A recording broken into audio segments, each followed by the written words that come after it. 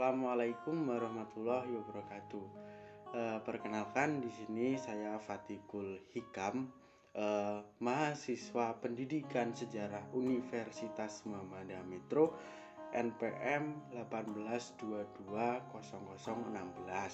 Nah, di sini saya akan menjelaskan sedikit terkait Asia Selatan di bawah kepemimpinan EIC atau EIC itu adalah suatu politik dagang yang dimiliki oleh Inggris. Nah, sebelum memasuki penjelasan, di sini saya akan sedikit memberikan apa itu pemerintahan Asia Selatan di bawah EIC. Nah, pemerintahan yang pertama itu pemerintahan Clive di Belanda pada 1757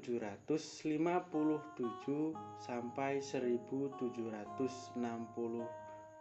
Nah, setelah Laili kalah, ia dipanggil ke Prancis dan dihukum mati karena perbuatannya memalukan kerajaan. Nah, di masa itu muncul nama Robert Clive yang akan menanamkan pokok kekuasaan Inggris di India.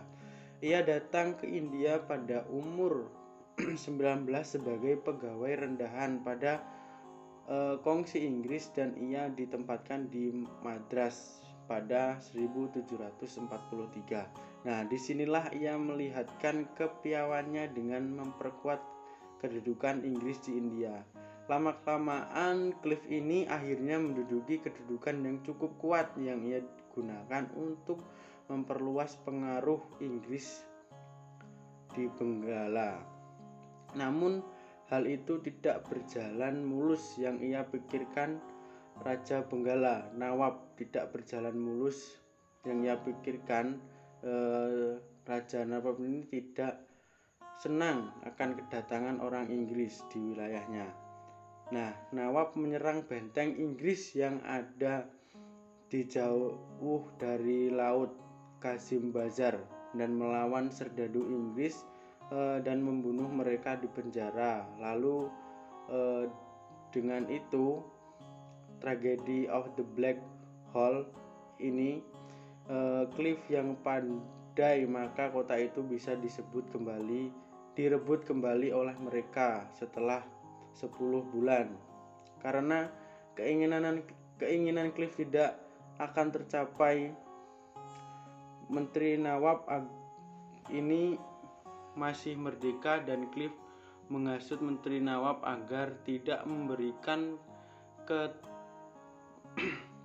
keterangan yang benar kekuatan Inggris dengan perjanjian bahwa menteri itu, Mir Jafar, akan menggantikan kedudukan raja apabila Nawab kalah, dan hal itu terjadi dan Nawab pun kalah, melarikan diri dan terbunuh.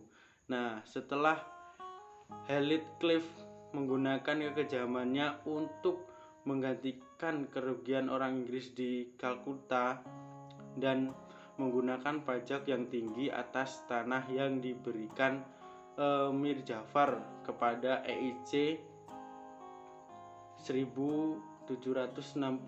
Nah, Clive kembali ke Inggris dan memperoleh kedudukan Lord Clive. Namun setelah 4 tahun ia disuruh lagi kembali ke India karena kondisi EIC di sana semakin melemah. Pada tahun 1767 ia dituduh melanggar kesetiaan dan kejujuran dan akhirnya ia bunuh diri pada usia 67 tahun di rumahnya di London. Yang kedua ini ada pemerintahan Warren Hastings pada 1767 sampai 1784. Nah, Warren Hastings menggantikan Clive ia memperkuat posisi Inggris di India, namun ia sama dengan Clive, yaitu memperkaya diri sendiri. Ia telah lama di Kalkuta, yaitu 20 tahun sebelum ia diangkat sebagai gubernur Kalkuta. Hal tersebut tidak menyenangkan diri Hastinga, di mana pemerintahan pusat bersifat kolega, artinya Gubernur Jenderal dan Dewan India memerintah bersama. Kemudian Hastinga difitnah mengadakan perjanjian dengan seseorang Hadistran bernama Mankumar, dan kemudian Nankumar dihukum dan Hastinga dicurigai untuk baginya dua dari lawannya Hastinga, yaitu Dewan India, meninggal, sehingga kasus ini hilang dari perlihatan hukum. Nah, pada peristiwa tersebut ada lagi perang Maratha 1775 sampai 1776.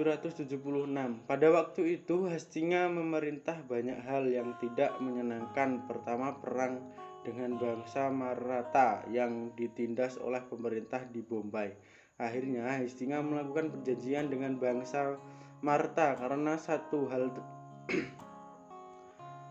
hal meskipun pemerintahan pusat tidak menyetujuinya. Oleh sebab itu, pengaruh bangsa Maratha semakin kuat yang dipimpin oleh Mahadaji Sindhia, dan melemahnya kedudukan Inggris di India. Selain itu, Raja Mysore Hyder Ali berniat untuk mengusir orang Inggris. Kemudian Hyder menyerang Madras, dan bala bantuan yang dikirim Hastinga dari Benggala pun dilawan atau dibunuh. Oleh karena itu, Hastinga menyogok Maratha yang mendesak dari barat laut Benggala. Semua pasukan Hastinga dikirim ke Madras.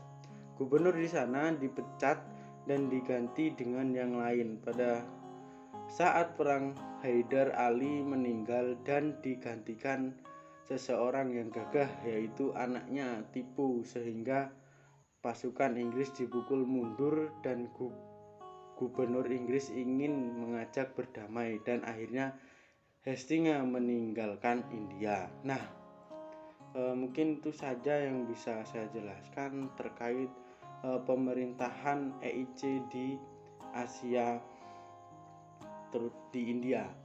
Nah, saya ucapkan terima kasih dan permohonan maaf apabila ada kekurangan.